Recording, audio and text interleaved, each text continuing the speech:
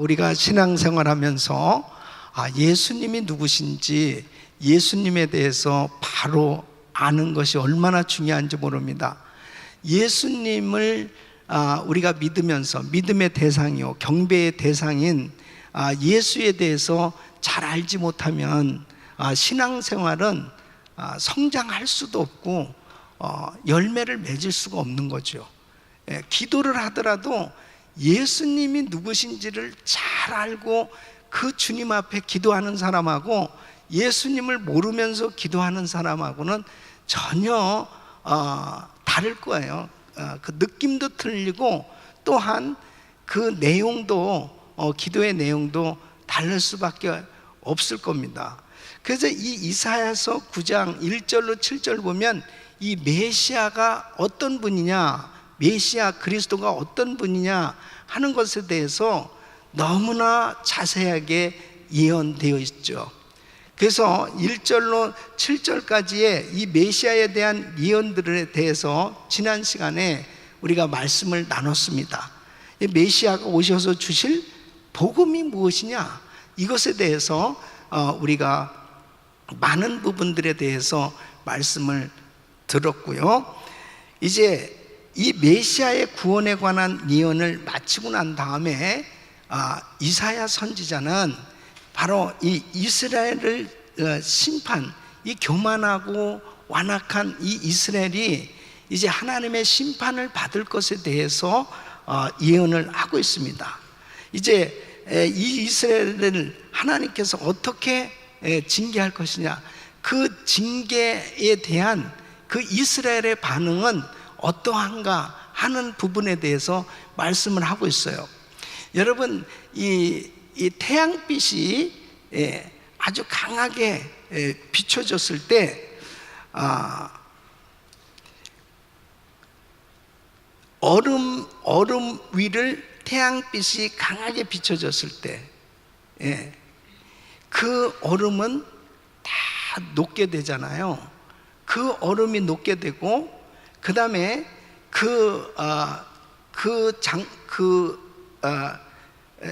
또 예를 들어서 진흙과 같은 곳에 태양빛이 강하게 비춰졌을 때 그 진흙은 딱딱하게 굳어져 버릴 거예요. 그러니까 똑같은 그 태양빛이 비춰지는데 어떠한 그 반응이냐는 그 상황에 따라서 달라지는 거죠. 녹아질 수도 있고 굳어질 수도 있고 같은 태양빛인데도 불구하고. 그러니까 지금 이 이스라엘 백성들에게 하나님께서 징계를 내리시는데 그 징계에 대한 반응이 회개를 할 수도 있고 더 완악하게 반항하는 쪽으로 나갈 수도 있는데, 오늘 이 말씀을 보면, 오늘 이 본문 말씀을 보면 하나님께서 이 심판하셔서 징계하심으로 깨닫게 하셔서 이 백성들을 돌아오게 하시려고 그렇게 계속 하나님께서 심판을 하시는데도 불구하고 이들의 반응은 어떤 반응이었냐면은 반항으로 나타났습니다. 이 완악한 그 심령으로 반항하는 쪽으로 나타나는 것을 지금 말씀을 하고 있어요.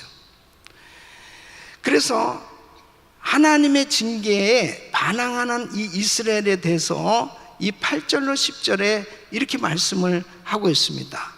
8절로 10절, 주께서 야곱에게 말씀을 보내시며 그것을 이스라엘에게 임하게 하셨은즉 모든 백성 곧 에브라임과 사마리아 거민이 알 것이오늘 그들이 교만하고 완악한 마음으로 말하기를 벽돌이 무너졌으나 우리는 다듬은 돌로 쌓고 뽕나무로 찍혔으나 우리는 백향목으로 그것을 대신하리라 하는도다.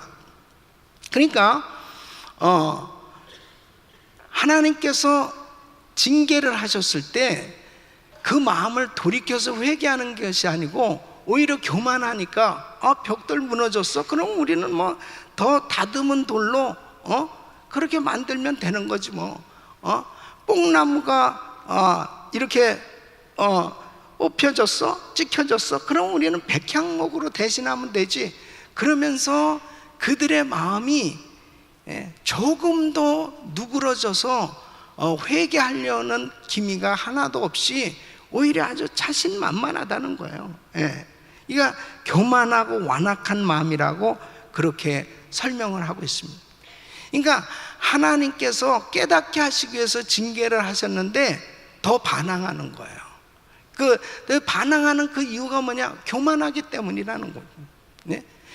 여러분, 어떤 사람은 이제 물질로 교만한 사람은 하나님께서 물질로 징계하실 수가 있겠죠. 그 징계하실 때에 어떤 사람은 까짓거 뭐 내가 젊고 건강한데 이 정도 가지고 뭐 낙심할 수 없지, 나는 얼마든지 일어설 수 있어, 이렇게 끝까지 그런 식으로 자신을 할 수 있는 그 사람이 있어요. 자, 그랬을 때 그 고백이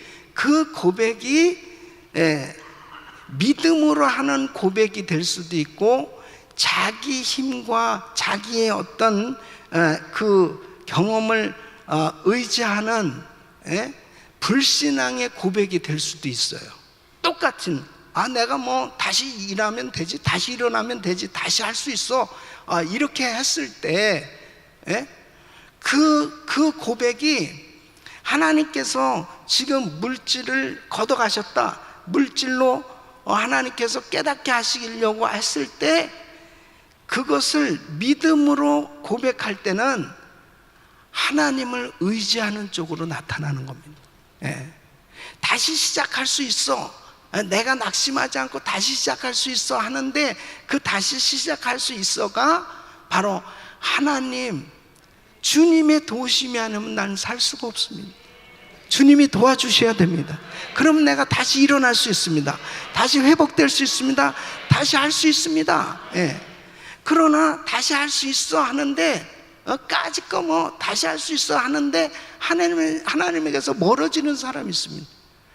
그래서 제가요, 지금 내가 바빠요, 내가 일을 해야 되기 때문에 예배 참석하기가 어렵습니다. 제가 지금 주일 하기가 힘들어요, 어려워요, 내가 지금 다시 시작했거든요, 다시 해야 되겠거든요. 그런데 그것이 바로 하나님을 의지하는 게 아니고 자기를 의지하려고 하는 쪽으로 갔을 때는 아직도 정신 못 차린 겁니다. 아직도 정신을 못 차리고 있는, 하나님이 깨닫게 하시려고 하는 것이 뭐냐면, 너 내게로 돌아와라.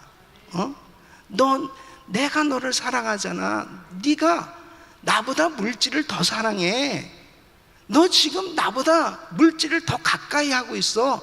그래서 하나님께서 잠시 징계를 통해서 하나님을 가까이 하도록 하시려고 할 때 반응이 어떤 반응이냐, 굉장히 중요한 거예요. 그것이 건강일 때도 있어요. 그것이 자기의 지식일 수도 있어요. 하나님보다 더 사랑하는 어떤 것들에 대해서 하나님께서 깨닫게 해주실 때가 있어요. 그럴 때 어떠한 반응을 보이느냐가 굉장히 중요한 거예요. 그 반응이 하나님께 바짝 가까이 나가는 반응은, 그것은 축복입니다. 그런데 하나님에게서 멀어져 버리는 사람이 있어요. 아예 하나님에게서 멀어져 버리는 반응은, 그것은 반항하는 거예요. 그 교만하기 때문에 그런 반응을 보이는 거죠. 그러니까 우리 마음이 어떠한 상태에 있느냐 굉장히 중요한 거예요. 똑같은 표현을 하는데 그 마음이 어디에 가 있느냐.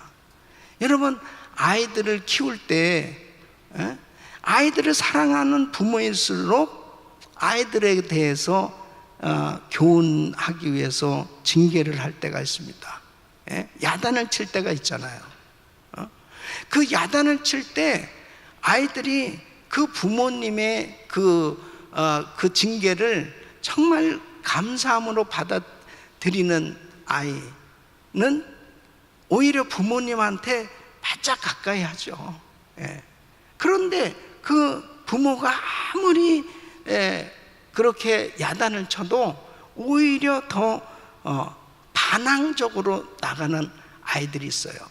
그랬을 때는 결국 그 아이들이 나중에 그 잘못임을 깨달을 때까지는 그걸 이해를 못하는 겁니다.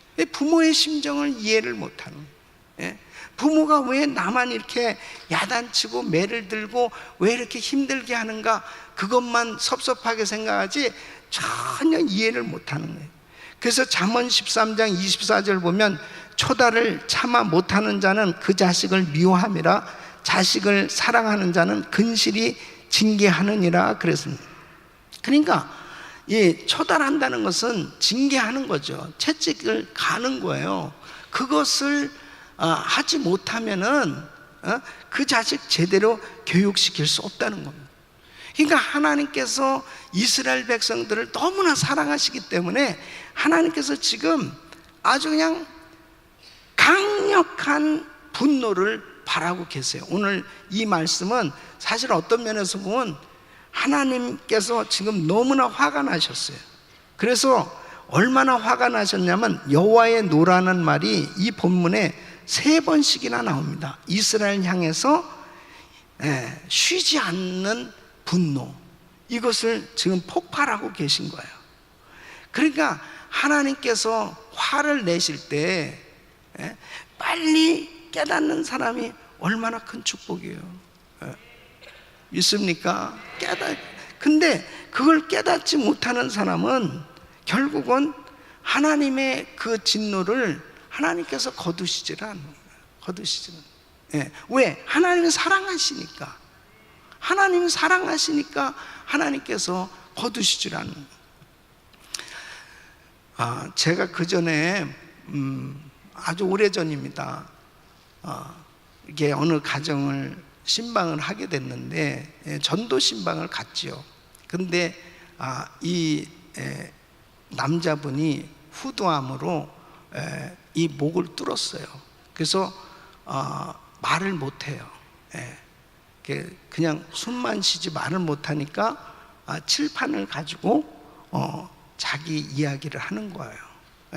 근데 거기에다 이렇게, 목사님, 제가 미국에 올 때 미국에 가면 꼭 교회 가겠다고 약속했습니다. 비자를 받으면 꼭 정말 교회 가서 신앙생활 하기로 약속을 했습니다. 근데 미국에 와서 그 약속을 지키지 않았는데 이제 일을 하다 보니까 결국 자기 아내까지도 교회 가지 못하게 했습니다. 그 마음이 점점 더 강팍해지기 시작한 거예요.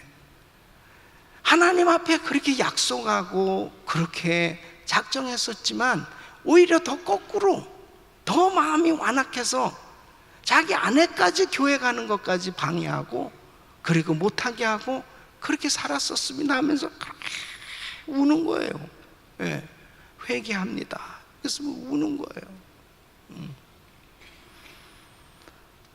사실 그분은 참 다행이고 축복이라고 저는 생각하는 게 뭐냐면, 그러한 일을 통해서 그런 게 다 떠오르고, 내가 이런 부분들을 다 하나님 앞에 약속하고 그렇게 했던 것을 내가 다 이행하지도 못했고 내가 잘못 살았었구나, 이런 것들을 다 깨닫고 회개할 수 있다는 게 축복이잖아요. 여러분, 뭐 그렇게 힘들고 어렵다고 사람들이 회개하는 줄 아세요? 그렇지 않습니다. 오히려 더 강팍해지고 더 완악해져 가지고 막 하나님 앞에 대들고 그냥 반항하는, 그렇게 사는 사람도 얼마든지 많아요. 어려움이 있다고 회개하는 게 아니에요. 회개는 하나님의 은혜입니다. 지금 이 이스라엘 백성들에게 하나님께서 지금 이 분노를 하실 때, 하나님께서 징계를 하실 때 이 이스라엘 백성들의 태도는 반항이었어요. 여러분, 히브리서 12장 5절로 6절 보면, 또 아들들에게 권하는 것 같이 너에게 권면하신 말씀을 잊었도다 일렀을 때, 내 아들아, 주의 징계하심을 경히 여기지 말며 그에게 꾸지람을 받을 때에 낙심하지 말라. 주께서 그 사랑하시는 자를 징계하시고 그의 받으시는 아들마다 채찍질 하심이니라. 하나님이 사랑하는 자에게 징계하시는 거예요. 그럴 때 낙심하지 말라는 거예요. 아, 이게 진짜 하나님의 징계라는 것을 딱 깨닫는다면요, 그건 축복입니다. 아, 하나님 날 사랑하시는구나. 응? 어떤 사람은 그래요. 목사님, 뭐 나는요, 내가 막 사는데 전혀 나는 뭐 아무렇지도 않습니다. 그거 잘난 체 하지 말라고. 잘난 체 하지 말고. 하나님이 오래 참고 계시는 거예요. 진짜 자기를 사랑하신다면 하나님이 매를 때리시는 게 그게 정상이에요. 저는 제가 이렇게 예수 믿고 나서요, 내가 조금만 생각을 잘못해도 하나님께서 여러 가지로 저한테 사인을 주셨어요. 그런 것이 어떤 때는 너무 싫었어요. 예. 하나님, 나 좀 귀찮게 하지 마요. 이렇게 기도한 적도 있어요. 근데 진짜 하나님이 귀찮게 안 하시더라고. 좀 걱정되더라고요. 아니, 그냥 간섭하세요. 여러분, 어떻게 하나님 말씀을 아는 사람들이 용서를 안 합니까? 어떻게 하나님 말씀을 아는 사람들이 그렇게 미움을 갖고 살아요? 어떻게 하나님의 말씀을 아는 사람들이 그렇게 사람하고 등지면서도 그렇게 지낼 수 있죠? 나는 성령님이 안에 계시면요, 괴로워서 견딜 수가 없어요. 불편해서도 견딜 수가 없어요. 그냥 내 자존심 다 버리고, 미안해요. 내가 잘못한 것도 없는 것 같아도 그냥, 미안해요. 그냥, 우리 같이 잘 지냅시다. 이것이 성령님의 강력한 역사예요. 어떻게 막 욕 함부로 하고, 그냥, 될 대로 되라, 막 그런 식으로 그렇게 살 수가 없어요. 이 성령님께 사로잡히게 되잖아요. 그러면 그게 안 된다니까. 내 생각만 조금 잘못 생각해도 성령님이 계속 간섭하신다니까. 그러니까 사도 바울이, 오라, 나는 공고한 사람이로다. 이 사망의 몸에서 누가 나를 건져내라. 내 마음으로는 하나님의 법을, 내 육신으로는 죄의 법을 섬기노라 그랬습니다. 이 안에서 계속 괴로운 거예요. 두 마음이 막 싸우는 거예요. 내 육신적으로는 나 이해 못해, 나 용서 못해. 근데 하나님의 법으로는 그래도 용서해야지. 주님이 나 같은 죄인을 위해서 십자가에 못 박혀 죽으셨는데, 주님도 나를 용서해 주셨는데, 나에게 죄 지은 자를 사하여 주신 것, 내가 나의 죄를 사하여 주옵시고, 하나님, 내가 용서하겠습니다. 이것이 이 안에서 계속 싸운다니까요. 그래서 하나님의 영으로 충만할 때 말씀에 순종이 되는 거예요. 그러니까 사실 회개하는 것도 그렇고, 이 순종하는 것도 그렇고, 사실은 우리 육신으로는 잘 안 되는 겁니다. 그게. 자, 지금 이스라엘 백성은 하나님의 택한 백성이에요. 이 백성들을 향해서 지금 깨닫게 하시기 위해서 지금 징계를 하고 계세요. 그런데 자, 이제 이 12절 말씀을 보면, 12절 말씀, 12절 말씀, 11절 12절 한번 보세요. 11절 12절, 11절 12절. 그러므로 여호와께서 르신의 대적을 일으켜 그를 치게 하시며 그 원수들을 격동시키시리니, 앞에는 아람 사람이요 뒤에는 블레셋 사람이라. 그들이 그 입을 벌려 이스라엘을 삼키리라. 그럴지라도 여호와의 노가 쉬지 아니하며 그 손이 여전히 펴지리라. 이 무슨 말씀이냐면요, 이스라엘이 반항하니까 이 반항으로 인한 하나님의 계속되는 중한 징계가 계속 임하는 거예요. 하나님이 깨닫게 하시기 위해서. 뭐냐면은 이제는 앞에는 아람 사람, 뒤에는 블레셋 사람. 이거 도무지 이제 꼼짝달싹도 할 수 없어요. 그들을 사용해 가지고 이스라엘을 삼키리라. 그들이 그 입을 벌려 이스라엘을 삼키리라. 그럴지라도 여호와의 노가 쉬지 아니하며 그 손이 여전히 펴지리라. 주님이 스탑을 안 하시겠다는 거예요. 그러니까 이스라엘이 빨리 회개하고 빨리 하나님 앞에 돌아와야 되는데 계속해서 자기들 멋대로 가는 거예요. 그랬을 때 하나님께서 그 손을 계속 펴시겠다는 거예요. 이건 뭐냐? 계속 징계를 멈추지 아니하시겠다는 겁니다. 여러분, 나폴레옹이 러시아를 이제 정복하려고 계획을 세웠습니다. 그때 충성스러운 장군 한 사람이 각하, 이번에 러시아 정벌을 하는 것은 그 하나님 뜻이 아닙니다. 이번에 하시면 안 됩니다. 그러니까 그래도 해야 된다. 그러니까 이제 마지막으로 제가 좀 간언을 드리겠는데요. 정말 이거는 하나님의 뜻이 아니에요. 하시면 안 됩니다. 그러니까 이 나폴레옹이 뭐라고 그랬냐면요, 뭐 하나님의 뜻? 내 뜻으로 하는 거야. 내가 하는 거야. 내가 할 수 있어. 딱 그래요. 자, 전진 가자. 그러니까 결국은 나폴레옹이 그 러시아 정벌을 하다가 결국은 거기서 망했어요. 자기 인생까지 다 망하게 됐어요. 그러니까 하나님의 뜻대로가 아니고 자기 멋대로 살아보려고 했을 때는, 자기 힘을 의지하고 자기 환경을 의지하려고 했을 때는 하나님께서 허락하실 수가 없는 거죠. 자, 그렇다면 이스라엘의 이 완강한 이 반항과 그 교만의 이유는 무엇일까 하는 것입니다. 어쩌면 이렇게 하나님이 계속 징계를 하심에도 불구하고 왜 이들이 이렇게 계속 반항할까? 하나님은 이스라엘의 이런 반항과 완강한 이 교만에 대해서 참 한탄하고 계십니다. 이 13절 말씀 보면 그랬습니다.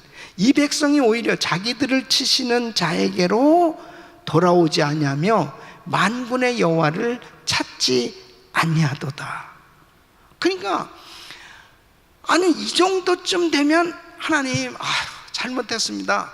그리고 이제 하나님 찾아야 될 텐데 하나님 안 찾는다는 거예요. 그러니까 하나님께서 한탄하시는 거예요. 여러분, 진짜 우리 자녀를 정말 사랑할 때 이 깨닫게 하기 위해서 매질하는 부모는 너무 마음이 아픈 거죠. 애가 막 그냥 진짜 울면은 부모는 더 아픈 거죠. 근데 네 입으로 잘못했다고 말해. 말만 하면 되잖아. 근데 안 해.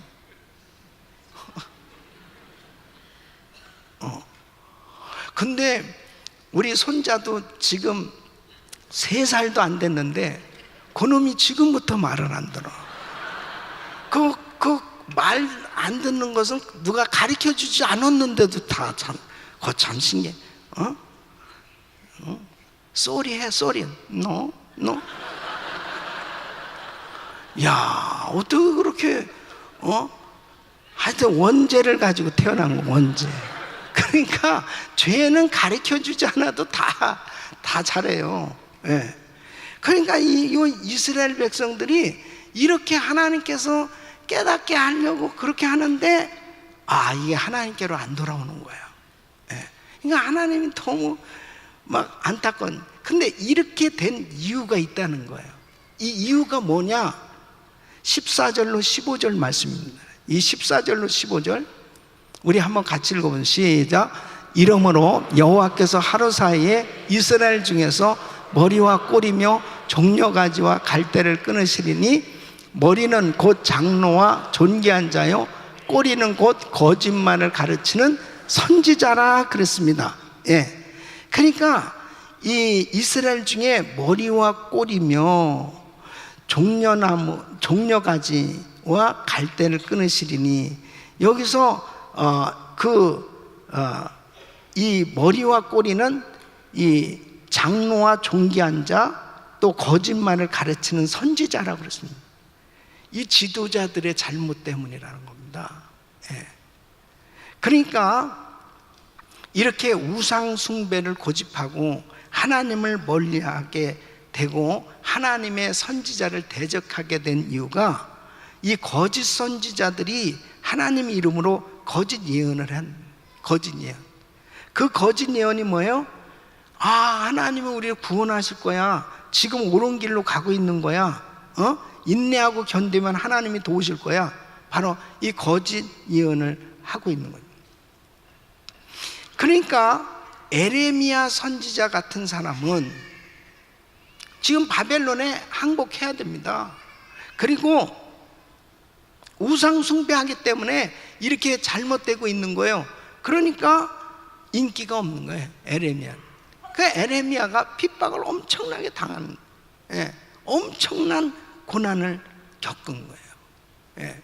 그러니까 하나님의 말씀을 듣고 마음의 옷을 찢고 회개할 수 있는 사람은 사는 거죠. 사는 거죠. 아니, 그러니까 말씀으로 저절로 분별이 되는 거잖아요. 말씀으로 내가 지금 잘못하고 있는데 그것에 대해서 그냥 괜찮아, 그거는 아니라는 거죠. 그러니까 교회 역사를 보더라도 이 거짓 선지자, 거짓 교사들의 해악이 심했던 겁니다.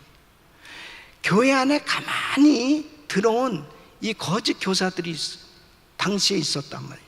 그러니까 그들이 유대인처럼 할례를 받아야 돼요, 절기를 지켜야 돼요, 음식을 가려 먹고 완전한 율법을 지켜야 구원을 받아요, 이런 식으로 계속 혼란케 한 거예요. 혼란케 하니까 사람들이 헷갈리는 거예요.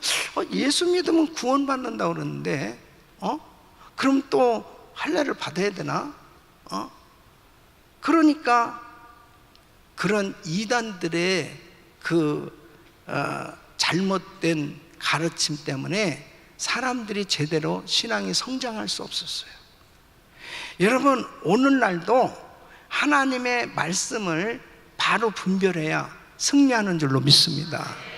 그래서 이 초대교회 이단들 가운데서는 부활이 지나갔다, 부활이 없다, 부활을 부인하는 사람들도 있었어요. 또 이 영혼은 선하고 육은 악하다. 그러니까 뭐 영혼만 구원받으면 되는 것이 이 육신은 아무렇게나 살아도 돼, 그러면서 그런 식으로 사람들을 타락시킨 이단들도 있었어요. 근데 그 참 이상한 거는요, 그 사람들이 그 멀쩡한 정신을 가지고 있는데도 그 이단들의 말에 현혹되는 거는 보면 참 신기해. 한국에는 예수가 40명이나 돼요. 40명. 그 예수가 왜 그렇게 많은지. 그러다 하여튼 이 예수 저 예수 거기서 쫓아다닌다니까. 그래도 거기 다닌다니까요. 이게 정말 얼마나 안타까운지 이루 말할 수 없습니다.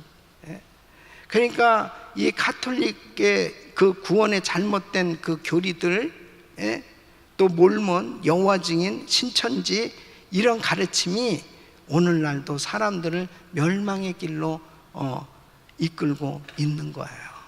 이런 것들을 정말 제대로 분별할 수 있기를 예수 이름으로 축원합니다. 그러니까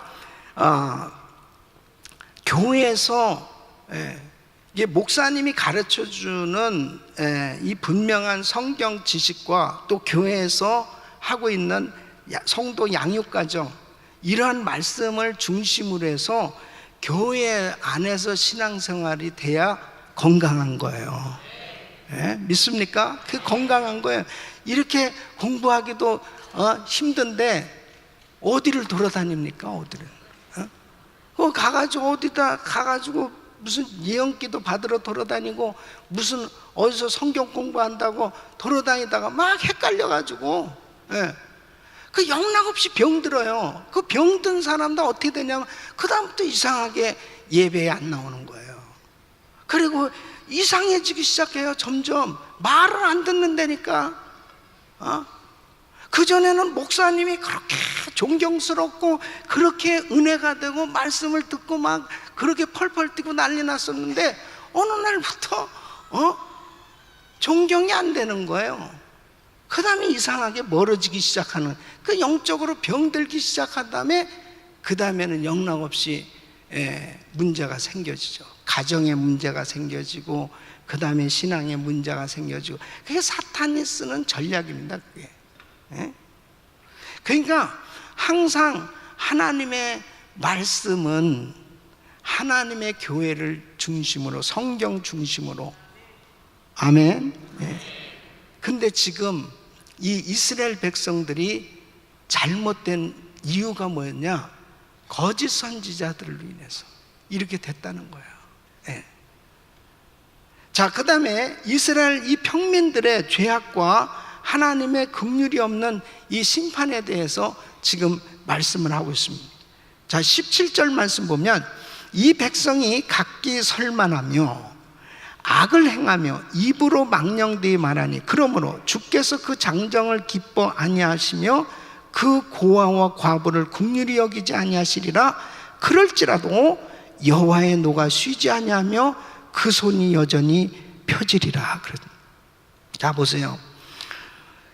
이스라엘은 단지 정치 지도자들, 종교 지도자들만 악을 행한 것이 아니고 이 평민들도 악을 행했다는 거예요. 평민들도. 그러니까 이 백성이 각기 설만하며, 설만하다는 것은 불경건하는 것, 하나님을 두려워 않으며 빙자히 행하는 거예요.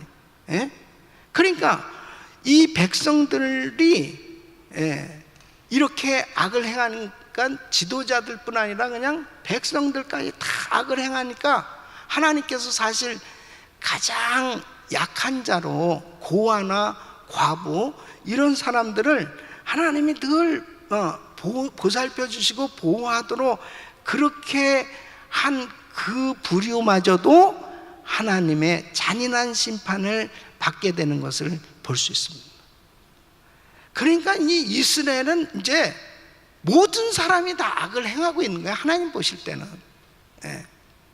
자, 18절 말씀 보면 그렇습니다. 대저 악행은 불태우는 것 같으니 곧 진려와 형극을 삼키며 빽빽한 수풀을 살라서 연기로 위로 올라가게 함과 같은 것이라. 그러니까 이게 온통 나라가 하나님이 보실 때 그냥 죄악으로 가득 찬 거예요. 여러분, 지금 미국이 큰일 났습니다. 큰일 났어요. 지금 그 동성애가 합법화됐잖아요. 대법원에서 동성애 합법화하고 난 이후에 이렇게까지 된 것이 뭐냐면 2015년 AB 215 SB 48 법안이 통과됐어요. 이 법안이 의무교육법에 따라서 캘리포니아 안에 공립학교에서는 이 동성자, 양성애자, 성전환자에 대해서 가르치는 것이 의무교육, 의무화했습니다. 이 부분에 대해서 성이 남성과 여성으로 정해진 것이 아니고 성은 평생에 걸쳐 발전되는 것으로 바꿔질 수 있다. 이 동성애 가능하다, 성전환 가능하다, 괜찮은 것이다 라고 가르치는 거예요. 그러니까 아이들이 성 정체성에 대해서 혼란을 겪을 수밖에 없습니다. 근데 이제 2018년도 금년도 새 학기부터 그동안 만들어오는 이 성교육 커리큘럼을 7학년부터 12학년까지 이제 이런 부분을 가르치라고 교육부에 지침이 내려온 거예요. 이 커리큘럼에는 동성애에 대해 잘못되었다고 말하는 것은 hate speech, 이 가증스러운 말이다, 잘못된 것이다, 그렇게 가르치라는 거예요. 그래서 이 샌디에고 같은 경우는 교육부는 5학년부터 이 성전환자 동성애 이런 부분에 대해서 교육을 하고, 이 프리먼트 시 같은 경우는 4학년부터 이런 성교육을 실시하도록 하는데, 저는 사실 이게 참 입에 담기도 민망해서 참 이게 강단에서 이런 것을 얘기해야 되나 할 만큼 이들이요, 우리 애들을 이렇게 가르치고 있다니까 지금. 예? 아기를 낳지 않기 위해서는 학문 성교를 추천한다, 이런 말까지 가르쳐요. 그러니까요, 이게 그 다음에 어떻게 자유행위를 하는지, 뭘 가지고 의학적으로 잘못된 정보들, 이런 것을 아이들한테 가르치는 거예요. 예?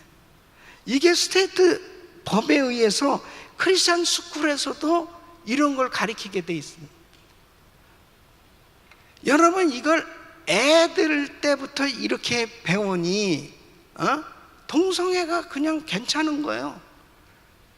그 다음에 아이비리그 대학의 그런 우수한 대학의 그 명문 학교의 교수님이 동성애자고 그러니까 저렇게 훌륭한 분도 동성애자인데 이런 것이 이제 이렇게 확산돼 가는 거지.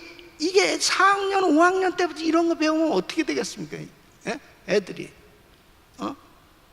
이게 기가 막힌 거예요. 기가 막힌 거예요. 그래서 이게 교회만이 이게 소망이에요. 교회만이 소망입니다. 교회만. 예? 그래서 교회에서 애들을 철저히 이 성경으로 애들을 바른 말씀으로 분별을 해서 바르게 성교육을 시키고 바른 정말 정상적인 행복한 가정을 이렇게 이룰 수 있도록 이런 부분을 가르쳐야 될 책임이 우리 크리스천들에게 있는 거예요. 그래서 이런 법안에 대해서 이거는 정말 잘못된 것이다 해서 어쨌든 이번 중간 선거를 위해서도 우리가 크리스천들이 많이 정치 지도자들이 많이 나와야 되고, 그리고 주민 발의안에 대해서도 우리가 철저히 연구해 가지고 다시 그 주민 발의안에 어떤 것을 투표해야 될 것인지 이런 것들을 다 이게 교육을 시켜야 될 필요가 있다는 것을 정말 이런 법안 여러분 아셨어요? 그냥 모르는 거예요. 그래서 이런 부분들을 철저히 연구하고, 그 다음에 그래도 다행한 것은 지금 그 트럼프 행정부에 많은 크리스찬들이 있어요. 장관들 중에서도 참 좋은 크리스찬들이 있습니다. 이분들이 그래도 기도하고 이러한 적어도 그 내각에 이런 기도하는 사람들이 있다는 게 참 감사하고요. 그래서 계속 우리가 이번 다민족 기도에, 특히 우리 금요 집회에 나오는 우리 성도님들은 여러분 그 사업장에, 여러분 회사에 다민족들이 있으시면 그분들도 같이 데리고 오세요. 그렇게 해서 정말 우리 다민족 기도회를 통해서 하나님 이 미국의 영적 대각성이 일어나게 하여 주시옵소서. 그래도 우리 한국 사람들만 모여서 기도할 때하고요 영향력이 틀려요. 다민족들이 모여서 기도하니까 이런 파급 효과가 굉장합니다. 이러한 부분을 강력하게 기도하면서 하나님 앞에 회개할 때 우리 주님이 역사하실 줄로 믿습니다. 그래서 바른 지식을 갖는 것이 얼마나 중요한 건지 모릅니다. 지금 이 이스라엘 백성들이 하나님의 징계를 계속 받으면서도 깨닫지 못한 이유가 뭐가 잘못됐는지 몰라요. 왜? 가르치는 사람들이 잘못 가르치니까 잘못되어질 수밖에 없는 거예요. 그러니까 하나님께서 이스라엘 백성들의 그런 이 잘못된 당시에 우상 숭배를 하고 불법을 자행하고 잘못 살고 있는 그런 모든 것들에 대해서 하나님은 그들을 철저히 깨닫게 하시기 위해서 징계를 허락하십니다. 사랑하는 성도님, 우리는 때로는 크고 작은 그러한 일들을 만날 때가 있어요. 그때마다 우리 크리스천들은 항상 민감해야 돼요. 하나님의 뜻에 민감하셔야 돼요. 그 하나님의 뜻에 민감할 수 있다는 게 축복인 거예요. 그러니까 기도하는 사람들은 그런 부분에 대해서 깨닫게 되는 거죠. 여러분, 왜 우리가 1000번째 기도하는지 압니까? 적어도 매일같이 바이블 타임으로 말씀 묵상하고, 그래도 하나님 앞에 기도 제목들을 가지고 기도를 하는 그 순간에는 적어도 그래도 주님과 교제하면서 자기를 돌아보는 시간을 갖습니다. 이게 얼마나 계속 이 아주 뿌리를 뽑아버려야 되는 게 뭐냐면, 웬만큼 오랫동안 기도하지 않고서는요 다시 돌아간다니까요. 이게 회개 본능이 있어요. 죄를 짓는 사람들이 어느 순간 회개하고 그걸 끊었어도 어느 정도 지나면 다시 또 그것을 하고자 하는 상태로 또 돌아간다니까요. 그러니까 적어도 우리가 1000일간 이렇게 계속 자기의 잘못된 죄, 잘못된 습관, 잘못된 것들을 내놓고 하나님 앞에 회개하고, 그리고 철저히 우리 주님 앞에 가까이 하려고 몸부림치며 나갈 때 어느 순간에 보면 하나님 뜻대로 살고 있는 거예요. 하나님 뜻대로 살고 있는 거예요. 그러니까 이런 기도를 못하도록 사단이 얼마나 방해를 하는 거예요. 그 기도를 못하도록. 그러니까 진짜 중요한 것은 하나님의 뜻대로 사는 게 축복이죠. 하나님 뜻대로. 그런데 기도하지 않고는 하나님의 뜻을 알 길이 없는 거죠.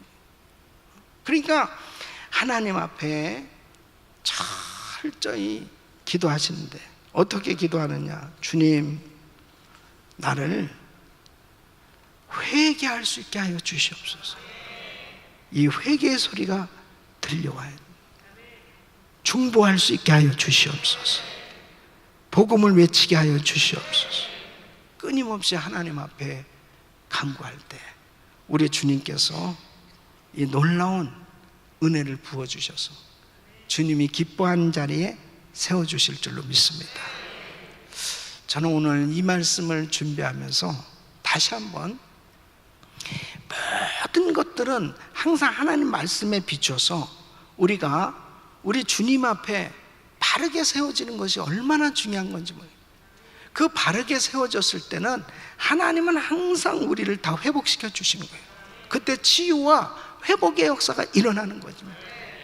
하나님께서 계속 깨닫게 하심에도 불구하고 내 반응이 계속 반항적으로 불순종하는 것은 참 어리석은 겁니다. 너무너무 어리석은 거예요. 그때마다 주님 앞에 회개하고 순종하기만 하면 하나님은 사랑이시기 때문에 언제든지 우리를 기다렸다는 듯이 회복시켜 주신 줄로 믿습니다. 이런 은혜가 우리 모든 성도님들에게 임하기를 예수 이름으로 축원합니다.